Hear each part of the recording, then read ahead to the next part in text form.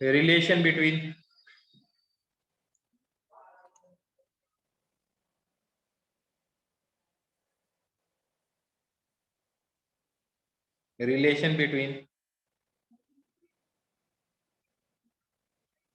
angular and linear variables.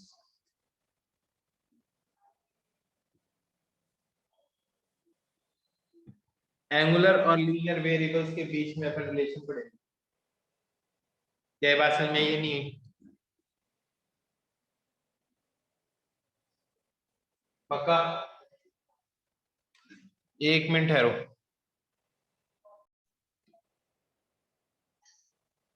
तो अभी हम कर रहे हैं relation between angular variables and linear variables. अगर कोई चीज यो सर्कल में चल रही है,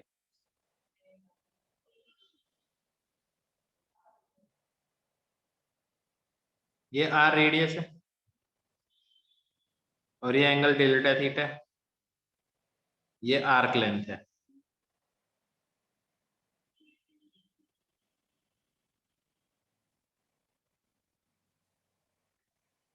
ठीक है, अब ये देखो आर्क लेंथ क्या होता है।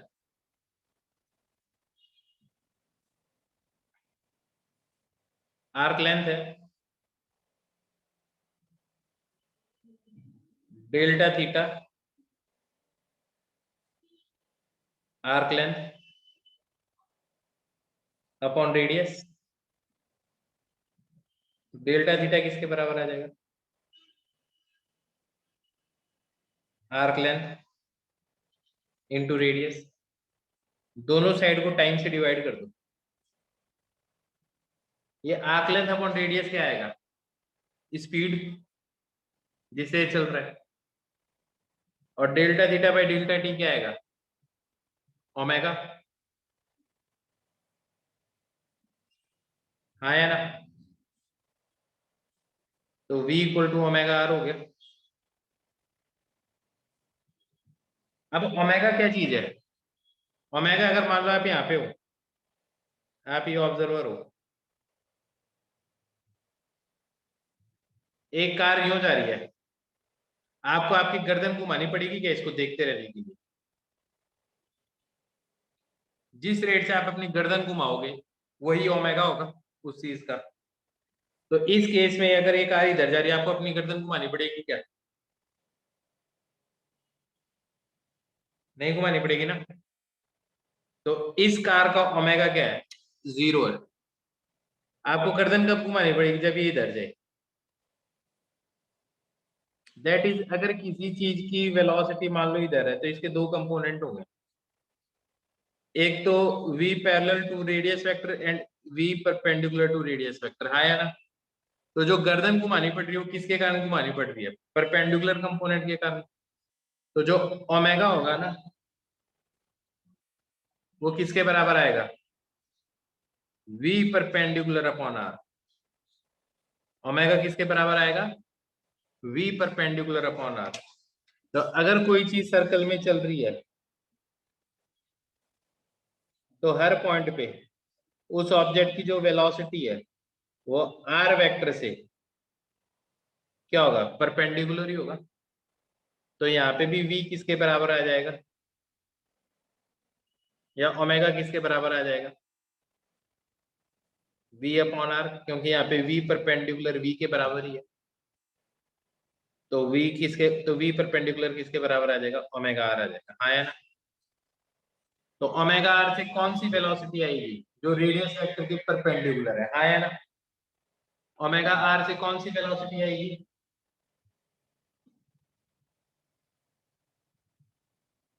सर ये रिपीट करना। ओमेगा। ये समझ में आया? Yes sir. तो बेटा मैं यहाँ पे यही तो कह रहा हूँ तेरे को, इस पॉइंट का वोट ओमेगा क्या होगा? भाई ये जो वेलोसिटी वो रेडियस वेक्टर के परपेंडिकुलर ही है। सर्कुलर मोशन में तो हमें वेलोसिटी हमेशा रेडियस वेक्टर के परपेंडिकुलर ही होती है। तो ओमेगा किसके बराबर आ गया? v perpendicular upon r। तो ओमेगा r क्या देता है? रेडियस वेक्टर के परपेंडिकुलर वाली वेलोसिटी देता है। हाँ या ना? सर v1 वेलोसिटी से परपेंडिकुलर वेलोसिटी है। ये परपेंडिकुलर का साइन बना है, ये v1 नहीं है, परपेंडिकुलर का साइन है, ये पैरेलल का साइन है, ये रेडियस वेक्टर के पैरेलल है वेलोसिटी, इस वेलोसिटी के दो कंपोनेंट। Okay sir. अब ठीक है। Yes sir. तो अगर मैं ये कहता हूँ, मान लो ये डिस्टेंस r है, और यहाँ से अगर आपने एक ऑब्जेक्ट इधर फेंक दिया 10 मीटर पर सेकंड से, ये एंगल है 53 डिग्री, ये रेडियस है 2 मीटर, तो इस पॉइंट के अबाउट ओमेगा क्या होगा? इस ए पॉइंट के अबाउट, अगर यहाँ ऑब्जर्वर होगा तो ओमेगा क्या होगा? तो सिंपल बात है, इस वेलोसिटी के दो कंपोनेंट करोगे, एक तो ये और एक ये, तो परपेंडिकुलर कंपोनेंट कितना आ जाएगा? 8 आ जाएगा। तो ओमेगा किसके बराबर है? इससे परपेंडिकुलर वेलोसिटी क्या है? 8, और रेडियस से डिवाइड कर दो तो कितना आ जाएगा? 4 रेडियन पर सेकंड। क्या ये बात समझ में आई है? नहीं? क्या ये बात समझ में आ गई? ऐसे ही अगर मैं कहता हूँ एक सर्कल में रेडियस है मान लो इसकी 4 मीटर, और पार्टिकल जो चल रहा है इसके अंदर उसकी स्पीड है मान लो 16 मीटर पर सेकंड, तो ओमेगा कितना आएगा? 4। तो ये तो ऑलरेडी वेलोसिटी परपेंडिकुलर, ये तो कितना आ जाएगा? v बाई आर कितना आ गया? 4 रेडियन पर सेकंड। अभी भी नहीं आई बात समझ में? अब मैं कहता हूँ कि एक सर्कल है,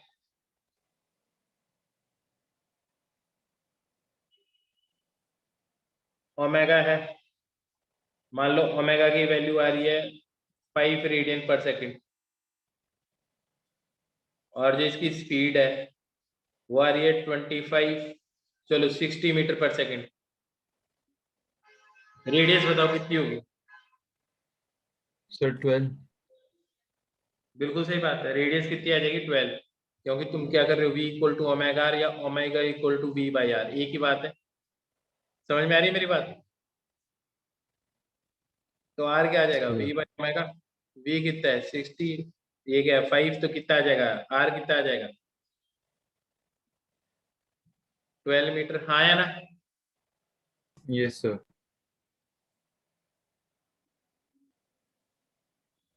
ये है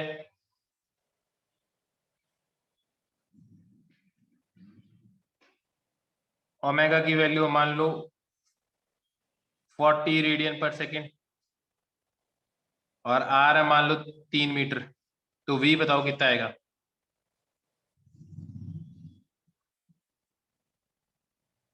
सर आर कितना है? 3 मीटर। 120। बिल्कुल, तो क्योंकि v equal to omega r होता है, तो कितना आ जाएगा? 120 मीटर पर सेकेंड। क्या ये लॉजिक समझ में आ गया? Yes sir. आप सुनो तो आपको रिलेशन किस किस के बीच में मिल गया? लीनियर वेलोसिटी और एंगुलर वेलोसिटी में मिल गया। हाँ या ना? अब मेरे को बताओ रिलेशन,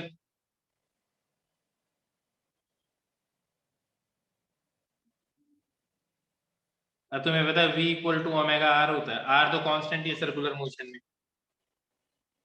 तो dv बाई dt किसके बराबर आएगा?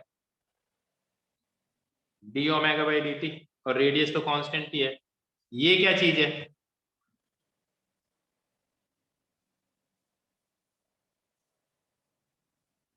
रे dv बाई dt क्या होता है? Sir exponential. और d ओमेगा बाई dt क्या होता है? Angular acceleration. अल्फा। और ये आ गया साथ में r, तो एक होता है a is equal to r alpha बोलते हैं। अल्फा r भी ठीक है, एक ही बात।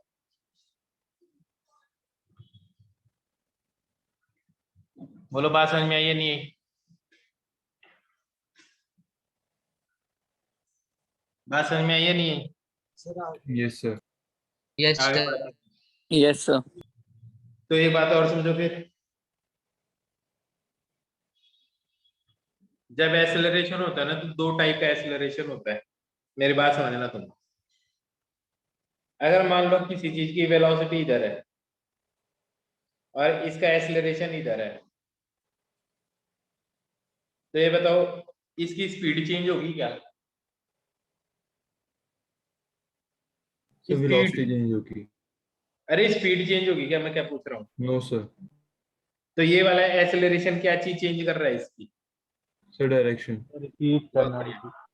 तो याद रखना, अगर ये वेलोसिटी इधर है ना, और अगर आपका एक्सेलरेशन इधर है, तो इस एक्सेलरेशन के आपके पास दो कंपोनेंट होंगे। कौन कौन से? एक तो इसके अलोंग, और एक इसके परपेंडिकुलर, हाँ है ना? तो ये तो आ गया ए परपेंडिकुलर, और ये क्या आ जाएगा, ए पैरेलल। ये कंपोनेंट क्या चेंज करता है? ये कंपोनेंट क्या चेंज करता है?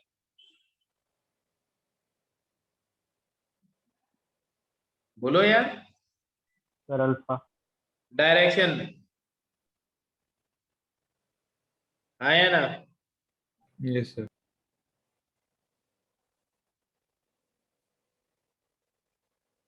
और ये कंपोनेंट क्या चेंज करता है?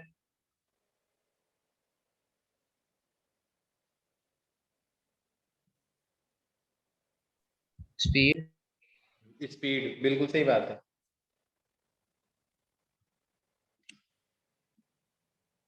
इसको तो बोलते हैं अपन सेंट्रीपिटल एक्सेलरेशन या रेडियल एक्सेलरेशन। क्या बोलते हैं इसको? रेडियल या फिर सेंट्रीपिटल एक्सेलरेशन। इसको क्या बोलते हैं? Tangential acceleration. यहां तक लिख लो।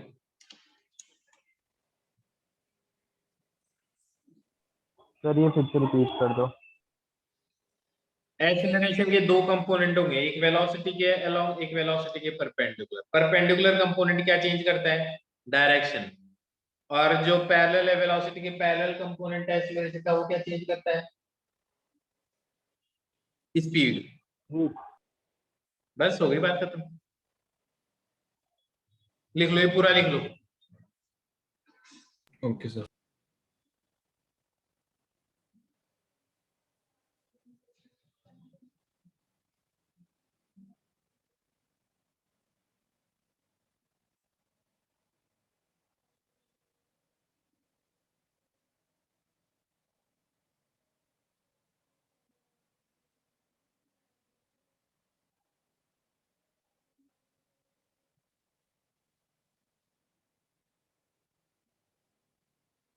सर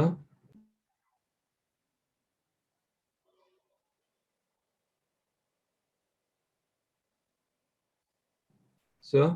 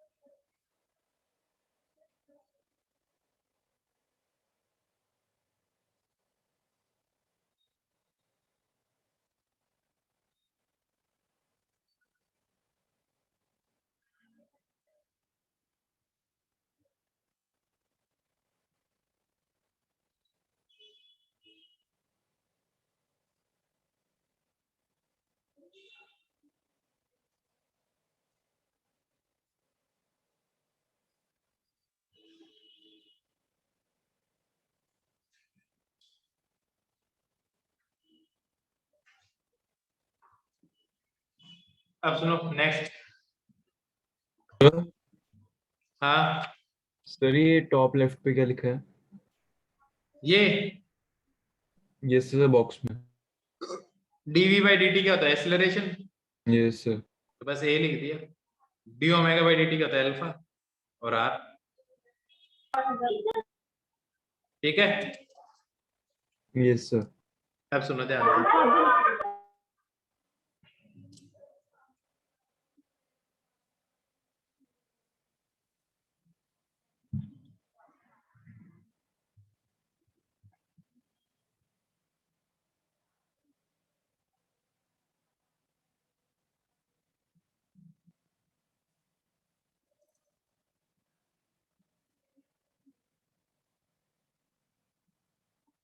अब सुनो, r रेडियस है। अगर इसके अंदर एक ऑब्जेक्ट जा रहा है, उसकी स्पीड हमेशा रहती है 5 मीटर पर सेकेंड, स्पीड चेंज नहीं हो रही। तो इस केस में इसका ओमेगा चेंज होगा क्या, ये बताओ।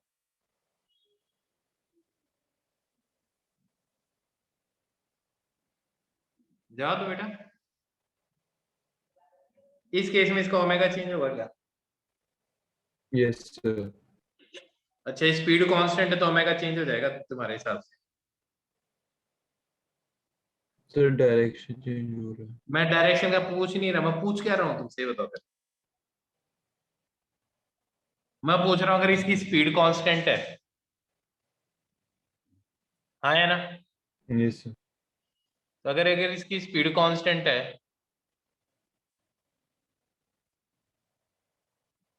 तो मेरे को ये बता दो तुम कि इसका जो ओमेगा है वो चेंज हो रहा होगा क्या? No sir. तो अल्फा क्या होना चाहिए? तो मैंने कहा सर ओमेगा 0। कांस्टेंट है, तो अल्फा क्या होना चाहिए? 0 होना चाहिए, हाँ या ना? Yes sir. क्या लॉजिक समझ में आ गया? तो डायरेक्शन तो चेंज हो ही रही है, तो इधर तो एक्सेलरेशन लग ही रहा है सेंटर की तरफ, तो वेलोसिटी के परपेंडिकुलर, वरना तो कोई चीज सर्कुलर मोशन में चलेगी नहीं कभी। क्या यहाँ तक बात समझ में आई? Yes sir. तो जो मैं ये फॉर्मूला बोल रहा हूँ, a is equal to r into alpha, तो देखो अगर एल्फा 0 होगा तो a भी 0 होगा। तो ये कौन सा a है? a सेंट्रीपिटल है, a टेंजेंशियल है, या a नेट है? कौन सा a है? Sir 8 tangential. a टेंजेंशियल है। तो बस इस फॉर्मूले को मॉडिफाई कर लो, a tangential equal to r alpha. क्या कहा मैंने? a टेंजेंशियल किसके बराबर होता है? R alpha. ये क्या है? Tangential acceleration. इसको टेंजेंशियल क्यों बोलते हैं? क्योंकि इस सर्कुलर पाथ की टेंजेंट के अलोंग लगता है ये एक्सीलरेशन, हाँ या ना? अगर ये होगा तो देखो इस डायरेक्शन में एक्सीलरेशन होगा, या इस डायरेक्शन, तो इसकी स्पीड चेंज होगी। जब स्पीड कांस्टेंट होती है उस सर्कुलर मोशन को क्या बोलते हैं? Uniform circular motion. If speed is constant तो इसको क्या बोलते हैं? Uniform circular motion. और अगर स्पीड अगर चेंज होती है तो क्या बोलते हैं इसको?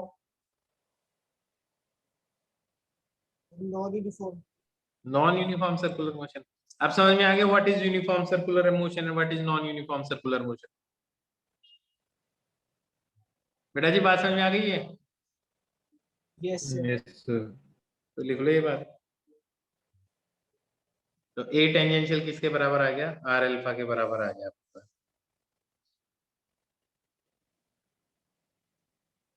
Sir, हाँ sir ओमेगा से वेक्टर क्वांटिटी है सर, डायरेक्शन चेंज से वो चेंज नहीं होगा। अभी मैं मैग्नीट्यूड की टर्म्स में लिखा है, कोई चेंज नहीं हो रहा। v जो होता है ना, r क्रॉस ओमेगा होता है या फिर होता है ओमेगा क्रॉस r। अभी चेक कर लेते हैं। अब देखो कोई चीज अगर यूं घूम रही है, ओमेगा किधर होगा इसका? सर ऊपर की तरफ। रेडियस वेक्टर हमेशा आउटवर्ड ही होता है, सेंटर से इसको रेडियस वेक्टर बोलते हैं, और इसकी स्पीड इधर होगी। अब देखो ओमेगा क्रॉस r करो तो ओमेगा ये रहा, r ये रहा, ओमेगा क्रॉस r करो तो v की डायरेक्शन यही आ रही है। लेकिन अगर तुम r क्रॉस ओमेगा कर दोगे तो v की डायरेक्शन अपोजिट आ जाएगी, हाँ या ना? Yes sir. Yes, तो सही कौन सा है, r क्रॉस ओमेगा या omega cross r? sir. Omega cross R. Omega cross r सही है। और ये क्या है?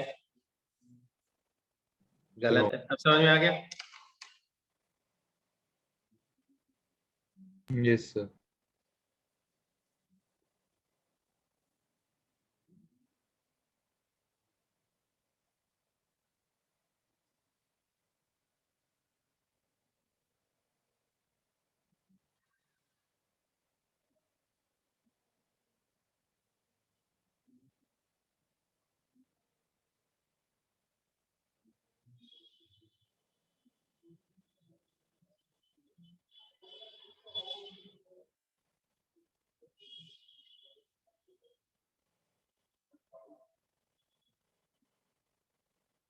लिख लिया?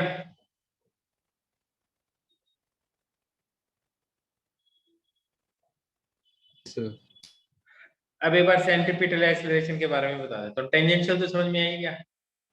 तो देखो ए टेंजेंशियल एक्सीलरेशन क्या देता है, देखो ये क्या चीज है?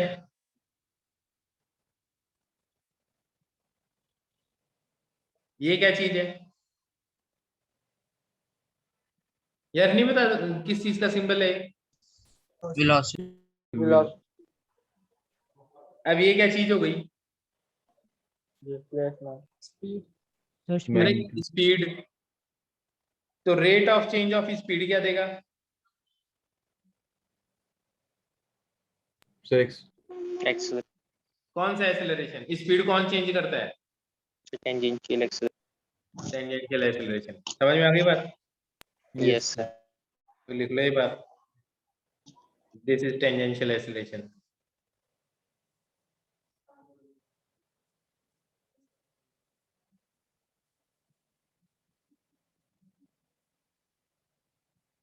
सर टेंजेंशियल एक्सीलरेशन से वो एक्सीलरेशन जो सर टेंजेंट फॉर्म करती है। जो टेंजेंट के अलोंग, वेलोसिटी के अलोंग लगता है, जो स्पीड चेंज करती है।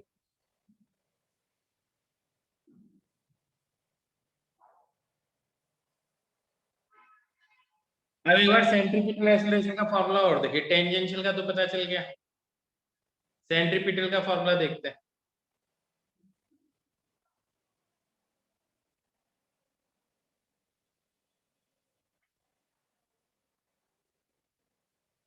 देखो सेंट्रीपिटल एक्सीलरेशन का जो फॉर्मूला होता है ना,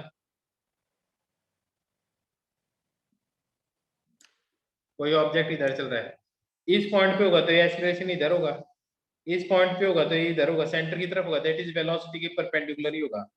बात समझ में आई या नहीं है? तो सेंट्रीपिटल एक्सीलरेशन का जो फॉर्मूला होता है ना, वो होता है v इंटू ओमेगा।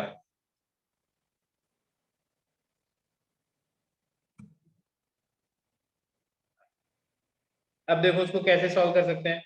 v को मैं ओमेगा r लिख सकता हूं, तो a सेंट्रीपिटल को मैं ऐसे लिख सकता हूं, तो ओमेगा स्क्वायर r आ जाएगा। बात समझ में आई है नहीं है? सेंट्रीपिटल Yes, एक्सेलरेशन का फॉर्मूला क्या ये बात समझ में आई? या फिर एक yes, चीज sir. देखो, मैं ओमेगा को क्या लिख सकता हूँ, V बाई आर लिख सकता हूँ।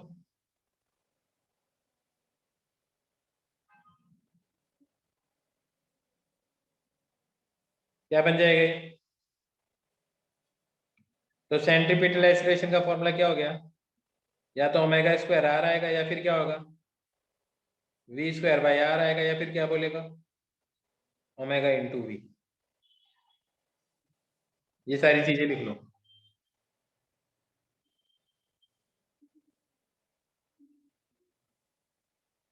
अभी जैसे यूज करूंगा ना तुम्हें समझ में आ जाएगा।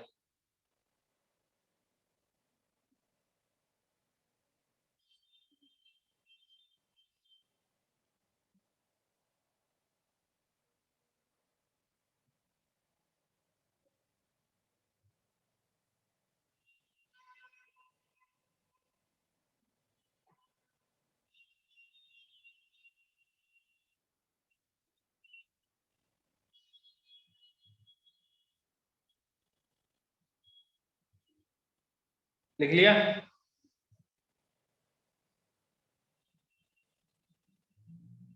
अभी वो बताओ, एक सर्कल है, इस पार्टिकल की स्पीड है इधर 4 मीटर पर सेकंड, रेडियस है 2 मीटर, सेंटीपिटल एक्सेलरेशन बताओ।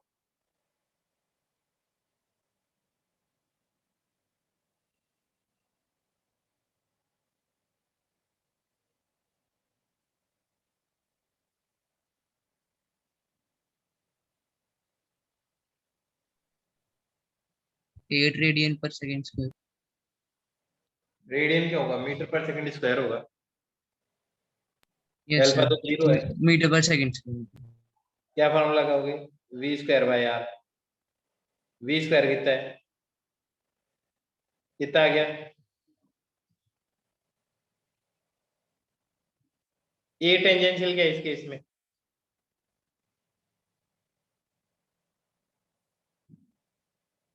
अगर V कांस्टेंट है तो 0। 0। अब बताना,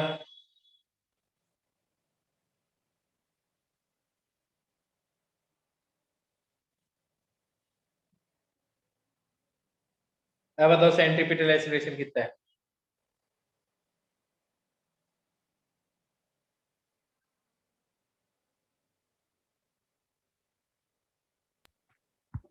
-25/4। 20/4।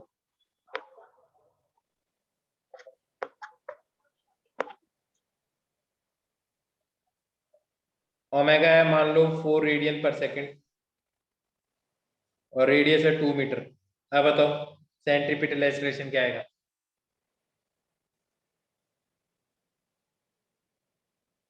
So 32. 32। क्योंकि ओमेगा स्क्वायर आर होता है, 36। तो कितना आ जाएगा, 36। 32। हाँ 32 सर। समझ में आने लग गया अब तुम्हें थोड़ा। Yes, sir. Yes sir.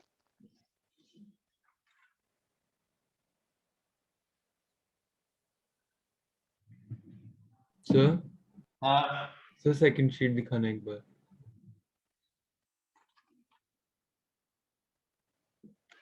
कुछ लिखना है लिख लो।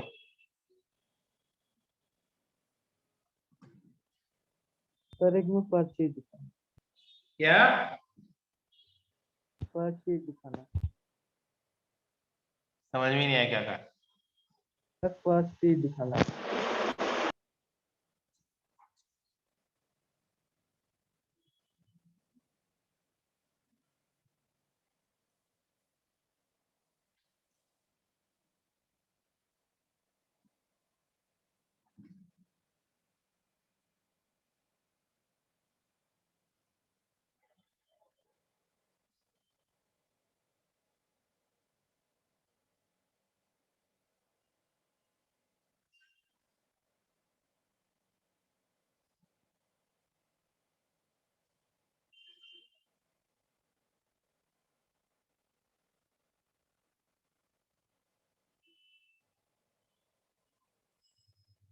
अब तो ठीक है,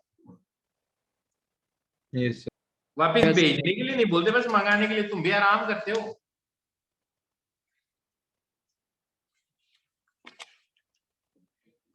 अब सुनो, सेंटीपिटल एक्सप्रेशन समझ में आ गया ना तुम्हें?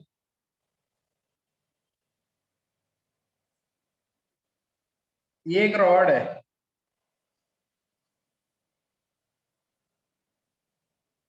ये ए पॉइंट है इस पे, ये बी पॉइंट है इस पे, और ये सी पॉइंट है इस पे। इस एक्सिस के अबाउट ये ओमेगा से रोटेट कर रही है। समझ में आ गई बात?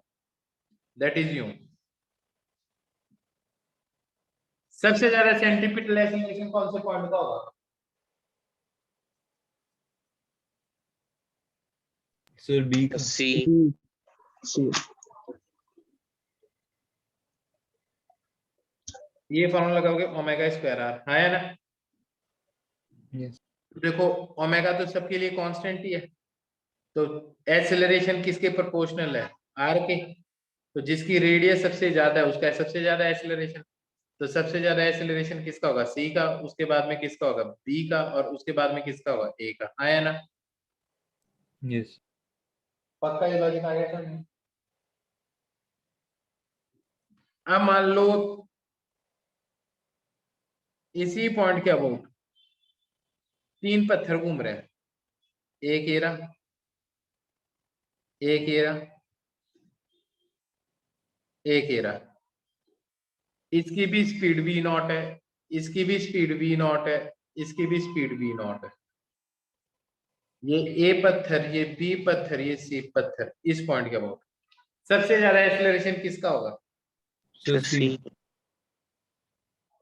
क्यों? तो उसका आर जाता है। सबका ओमेगा सेम है क्या?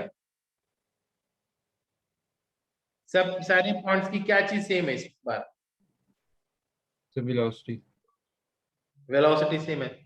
तो यार तुम ये वाला फॉर्मूला कैसे लगाओगे सॉल्व करने के लिए? सबके लिए तो ओमेगा भी तो अलग अलग हो गया होगा ना? ये छोटा सर्कल काट रहा है इसी स्पीड से, तो जल्दी काट देगा। ये धीरे काटेगा अगर 5 मीटर पर सेकंड से, और ये और भी धीरे चक्कर काटेगा, हाँ या ना? तो ये वाला फॉर्मूला यूज नहीं करेंगे। जब सबके लिए v सेम है तो ये वाला फॉर्मूला यूज करेगा ना। तो एक्सेलरेशन क्या इनवर्सली प्रोपोर्शनल टू r हुआ ना? तो इस Yes. केस में सबसे ज्यादा सर, एक्सेलरेशन किसका होगा? a का। उसके बाद में किसका होगा? b का। उसके बाद में किसका होगा? c का, हाँ या ना? तो ये देखना पड़ेगा कि क्या चीज कांस्टेंट है सबके लिए। क्या ये बात समझ में आ गई सबको? Yes sir. कितनी बात समझ में आई? पूरी आ गई है या थोड़ी बहुत ही आई है? थोड़ी थोड़ी का ही है यार, इसमें क्या क्या दिक्कत है? क्या थोड़ी क्यों आई है, पूरी क्यों नहीं है? भाई दो ही तो फॉर्मूला है, ए सी इक्वल टू ओमेगा स्क्वायर यार, या वी स्क्वायर भाई यार। अगर सारे पॉइंट्स का ओमेगा सेम है तो ओमेगा सेम रखो ना, तो एक्सेलरेशन में रिलेशन निकलेगा। और सारे पॉइंट्स का वी सेम है। अब एक बात बताओ, सबसे ज्यादा स्पीड किसकी है इसमें? ए की है, बी की है, या सी की है? सर ए। ए की स्पीड सबसे तेज होगी तुम्हारे हिसाब से।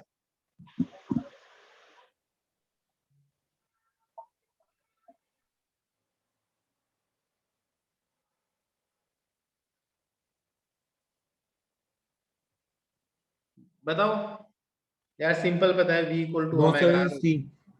ओमेगा सबका सेम है। एक सेकंड में इतना चक्कर काटेगा, एक सेकंड में इतना बड़ा चक्कर काटेगा, एक सेकंड में इतना बड़ा चक्कर काटेगा। तो ये सबसे ज्यादा डिस्टेंस चल रहा है ना एक सेकंड के अंदर, ऐसे मान। तो सबसे ज्यादा स्पीड किसकी हो गई? सी की हुई। यहाँ देख लियो ओमेगा सबका सेम है, तो v is proportional to r है। अभी भी नहीं आया समझ में?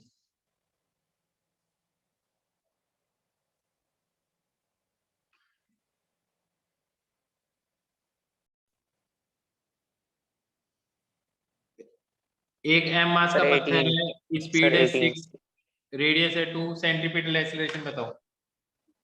सर, 18 क्या फॉर्मूला लगाया? v square by r। Yes sir. कितना आ जाएगा?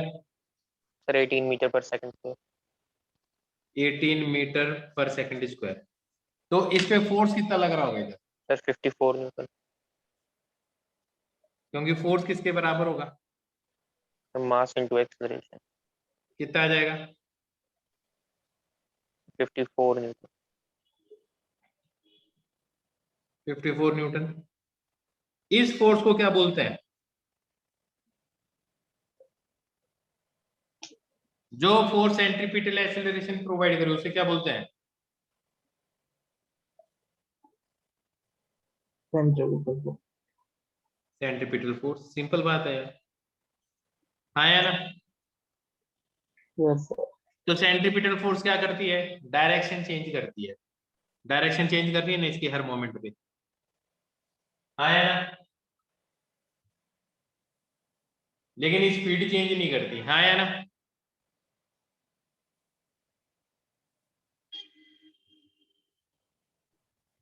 क्या ये बात Yes. समझ में आई?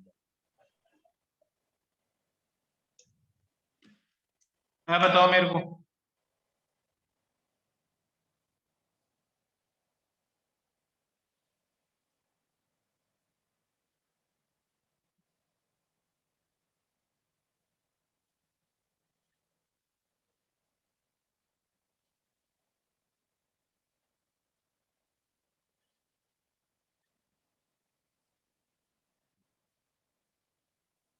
सेंट्रीपिटल फोर्स बताओ।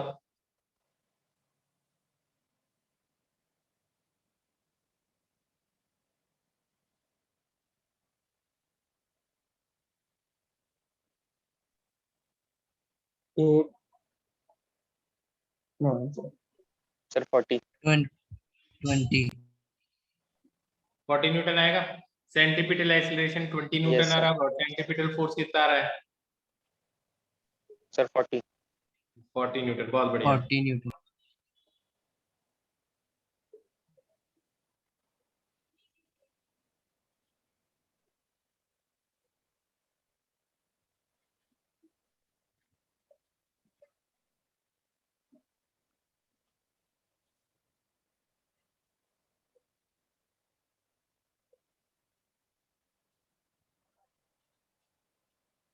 अब बताओ सेंट्रीपिटल फोर्स।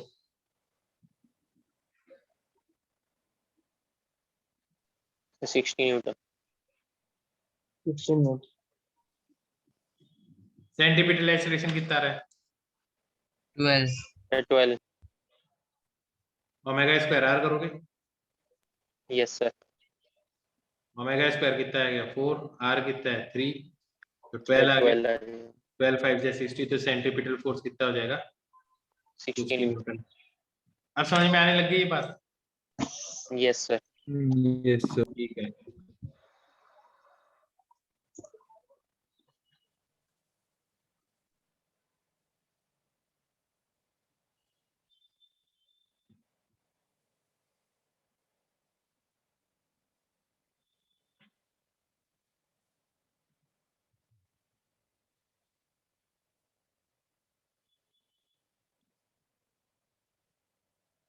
ये 5 kg का पत्थर है, अभी रस्सी में टेंशन कितनी होगी ये बताओ मेरे को, अगर रुका हुआ तो।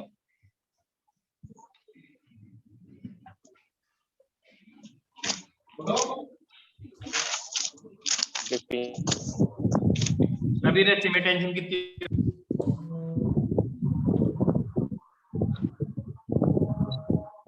यार mg के बराबर हो गई, क्या करते हो, सर 50 होगी। बिल्कुल।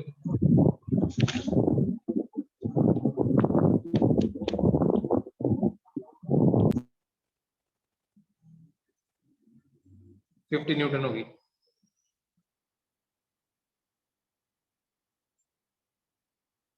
अगर इसी मोमेंट पे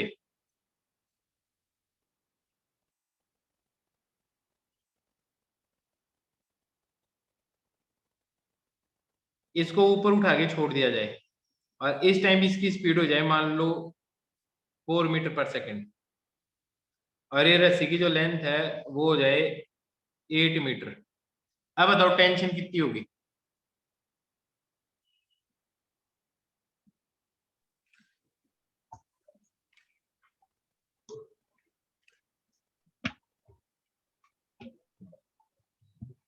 अब बताओ टेंशन कितनी होगी?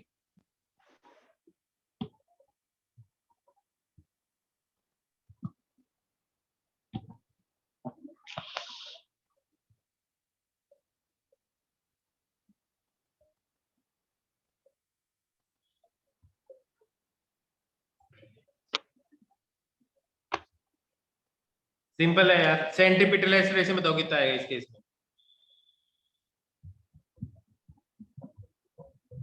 जल्दी बोलो।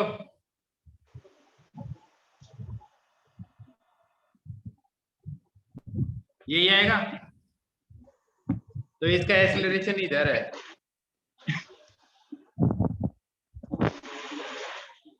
विवेक कहाँ है यार तू? इतनी हवा चल रही है तेरे चारों तरफ, बोल रहा है नहीं? तो बोल तो दो।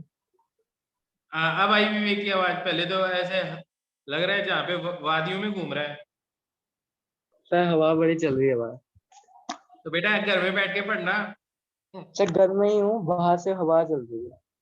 अच्छा, तो ठीक है विवेक, जब तू बोले ना तभी अनम्यूट किया कर, ठीक है? अब देखो इसका एक्सीलरेशन इधर है, तो कौन सा फोर्स बड़ा होना चाहिए? ये वाला। तो तुम क्या लिखोगे इसके लिए? T minus m g equal to M into a. कितना आ जाएगा? कितना आ जाएगा ये? So 60 Newton. क्या लॉजिक समझ में आ गया?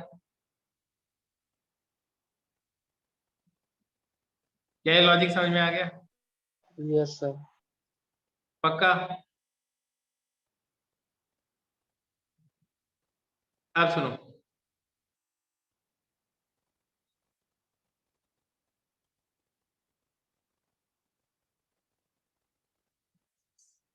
ये एक ऑब्जेक्ट है, मास है इसका 3 kg।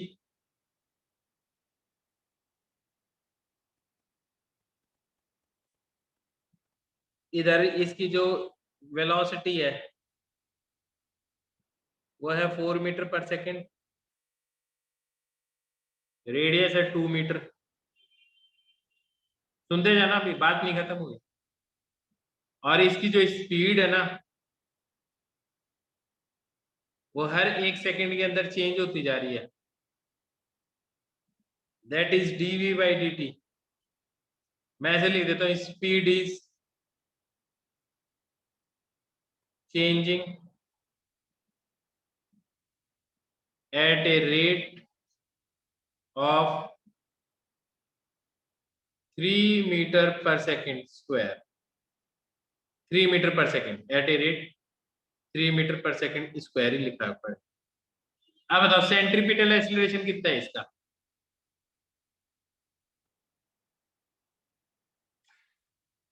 सेंट्रीपिटल एक्सीलरेशन क्या है इसका?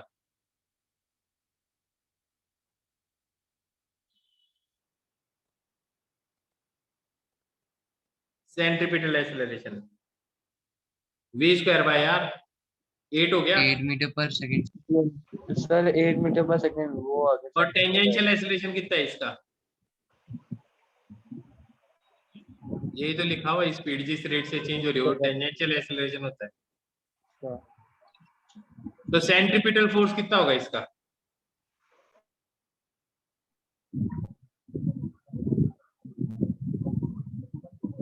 (24 न्यूटन। Yes sir 24 metre. और टेंजेंशियल फोर्स क्या लगेगा इस पे? 3 9 न्यूटन भैया, 3 3 जा। 9। तो इस पे नेट फोर्स कितना लगेगा? इन दोनों का रिजल्टेंट निकाल दो, वो नेट फोर्स होगा। आया ना?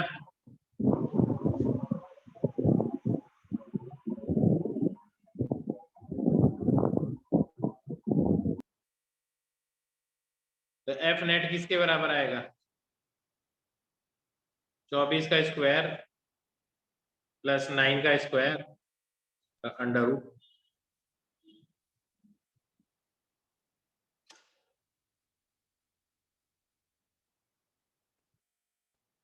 क्या लॉजिक समझ में आ गया बेटा जी? लॉजिक समझ में आ गया?